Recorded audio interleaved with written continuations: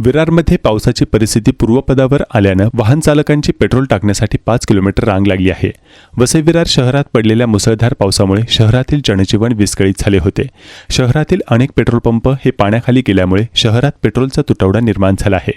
मात्र विरार पूर्वेकडील पेट्रोल पंपावर पेट्रोल मिळत असल्यामुळे 5 किलोमीटरपर्यंत वाहन चालकांनी पेट्रोल टाकण्यासाठी वाहनाच्या रांगा लावल्या आहेत. तासनतास वाहनाच्या रांगा लागून वाहन चालक उभे आहेत. मोठी गर्दी झाल्याने वाहतूक पोलीस वाहतूक कोंडी सोडवण्यासाठी दाखल झाले आहेत. आज हे पेट्रोल भेटणार नाही आता.